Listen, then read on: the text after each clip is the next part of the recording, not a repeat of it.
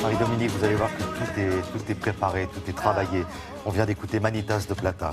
Il y a une plaque à son nom dans l'endroit dont nous allons parler maintenant, dans l'Hérault. On va parler de la Grande Motte. Exactement, en Camargue. Alors forcément, Manitas. Hein.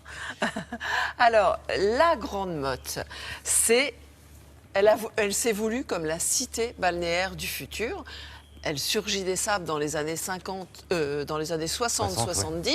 Son architecte, Jean Balladur, était contemporain de Le Corbusier, mais aussi d'Oscar Niemeyer, qui venait de créer Brasilia. Donc tout ça c'est un peu la même mouvance des cités du futur.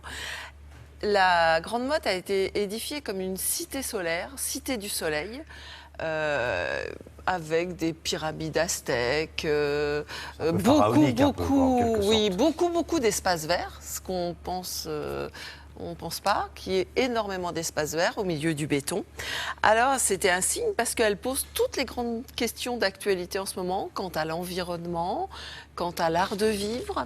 Et elle a tout ça, elle anticipait vraiment. Elle a été labellisée patrimoine du XXe siècle et par son côté futuriste, forcément, elle a eu des détracteurs, tout comme Brasilia, d'un sens comme de l'autre. On y va maintenant. Oh. Vous pouvez aimer ou détester, mais vous ne pourrez jamais dire que vous avez vu une ville semblable au monde. Quoique...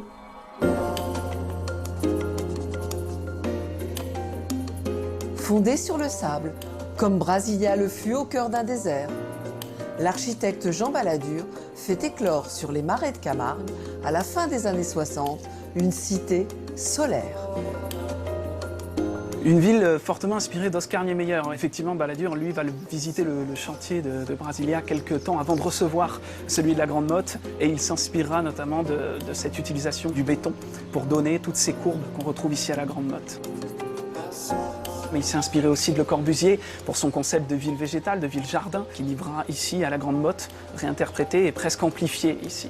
Labellisée patrimoine du XXe siècle, la Grande Motte était d'un avant-gardisme insolent. Je parlerai d'abord de la place des trois pouvoirs. Pour moi, c'est la place symbolique, c'est tout d'abord le centre de la ville et de la vie de la station. On a une très belle fontaine qui fait face à la mairie. On a l'eau qui jaillit de bouches stylisées pour rappeler qu'on est ici sur une place qui se veut comme la place, le forum grec un petit peu, avec la parole du peuple qui jaillit et qui fait face à la mairie.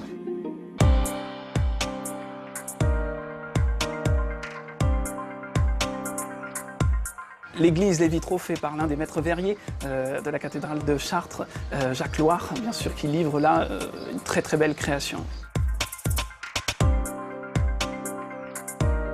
Il y a une très belle passerelle qui est livrée dans les années 70 par Balladur.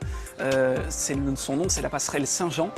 Cette passerelle, elle a quelque chose de particulier. Balladur disait lui-même qu'elle était réglée sur l'horloge du ciel. Le 21 juin, le jour du solstice d'été, le soleil arrive à son zénith et ses rayons passent à travers l'ouverture qu'il y a sur le pilier en béton de la passerelle. Et pour mieux percer tous ces secrets, Caroline, photographe professionnelle, a mis au point une photo walk afin de mieux maîtriser l'art de la photographie et de capter au plus près l'architecture unique de la cité. Du sujet que vous photographiez. Mario, t'es en train de nous piquer notre boulot là. Vous inquiétez pas, vous avez encore de la marge. La Grande Motte, à peine née, est déjà impliquée dans le tourisme social. Le permis de construire numéro 1, celui qui porte le premier numéro à la Grande Motte, c'est le VVF, élément central là, du tourisme social s'il en est, et qui est aujourd'hui l'un des plus beaux établissements de chez Bellambra. Ici, on a beaucoup de résidences hôtelières et de résidences de vacances également. Toutes les grandes marques, effectivement, se retrouvent ici parce que c'est une ville du soleil, une ville des vacances.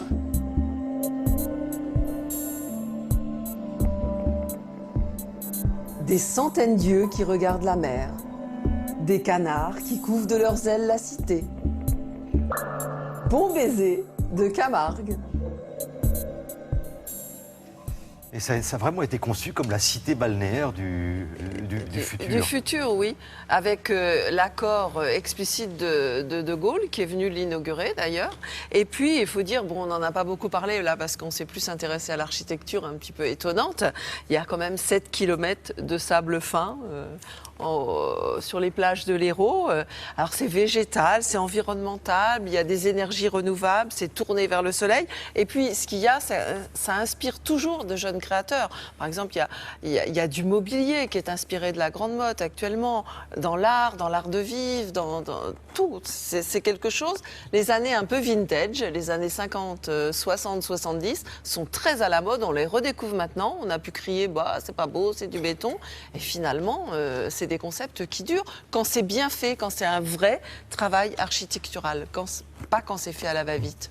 Alors, Regardez, à la montagne, Avoria, on peut aimer ou détester, mais c'est un vrai style architectural. Et pour conclure, c'est vrai qu'on est tourné souvent, quand on parle dans les Grande Motte, vers la plage, et on est impressionné par ce que vous disiez, les espaces verts. Exactement, on ne s'y attend pas. Voilà. Donc voilà, on ne peut pas rester indifférent. Comme Non, disait, et c'est toutes les grandes questions architecturales qui étaient posées déjà à cette époque qui se reposent maintenant.